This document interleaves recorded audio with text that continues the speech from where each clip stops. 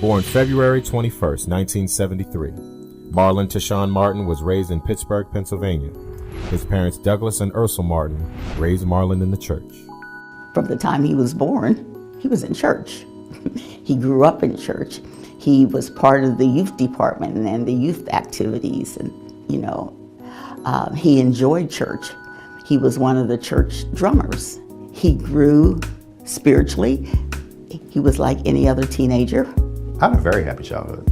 A lot of love. I spent a lot of time with my grandparents and both sides, and lots of family, aunts and uncles and cousins. He was a child that was loved before he got here and wanted. And of course, he's my heart. As a child, it was his devotion and the love for the Lord that kept Marlon in the church.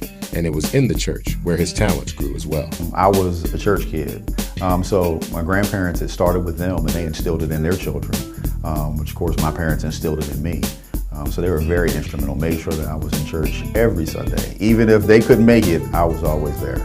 When Marlon was a kid, when I would go over to my dad's house, my dad would sit in his chair because my dad had his famous chair that he would sit in. And when he would sit in his chair, sometimes my dad would just sit there and tap his feet and, to his own little beat. And Marlon would tap his feet to his own little beat, And then later on in life, years down the line, Marlon started playing the drums in church. I can remember very fondly a moment, I had to be about between 10, 15, somewhere in there. I was at my Uncle Sonny's house and I could hear myself preaching. I didn't understand it, but I could just hear it, I could see it. A talented athlete and musician, Marlon quickly made a name for himself in and outside of the church. Music was a big part of my life.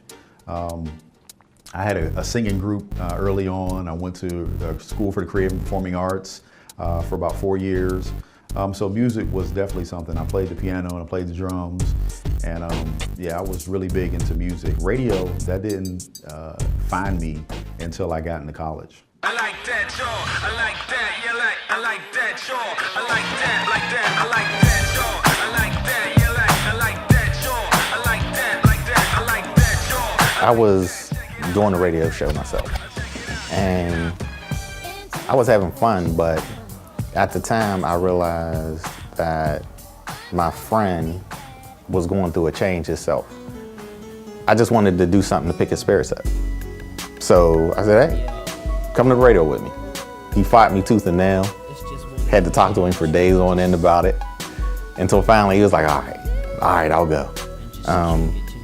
And then it was just basically us just doing what we did in the room.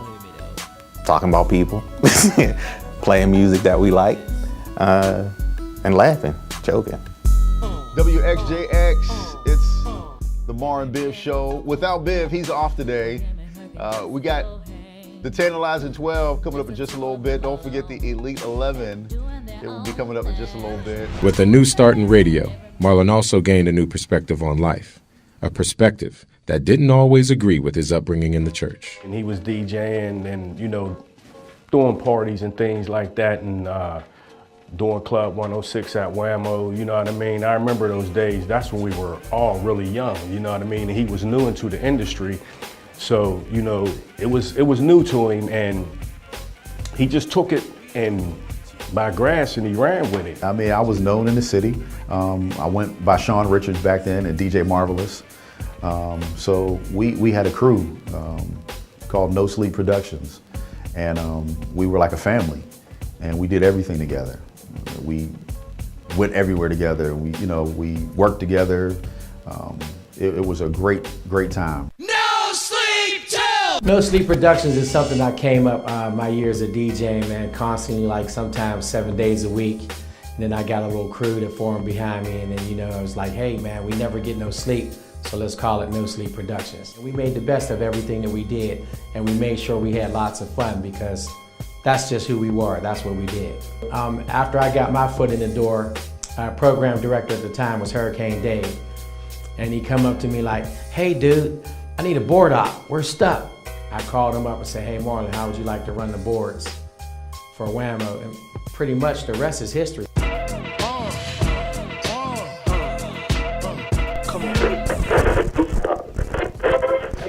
Devastation to location 755 with the Breakfast Jam. Sean Richards. Taylor Diaz. And Sly Doc. Good morning. Tune in just for a few minutes to Whammo's Breakfast Jams, also including newswoman Melanie Hunter and producer Alexis Means. And it's instantly clear one thing this group does not need to do is cheer up. 106 Jams, WAMO, Pittsburgh's urban station, is where Marlon was able to hone his skills to become a part of the hottest morning show in the city. We had great chemistry, the three of us. We all had our role. I was the straight person. I would always get in trouble for being funny because being silly by nature, we would get in trouble. Sly was the comedian. He was, supposed to spark the comedy, and Taylor she kind of played in between, kind of dingy.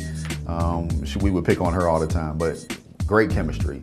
And I was also the assistant director of production at that time. After we shot our story at Whammo, wouldn't you know it, the cast changed? Because I was fired. No, that's a real story. I had just gotten rededicated to the Lord in September of 1997. And I was going through a different type of change. Now I'm going all the way to the opposite side, wherein my life is just about, spirituality and being connected to God and everything. So it became a conflict of interest for my, my day job.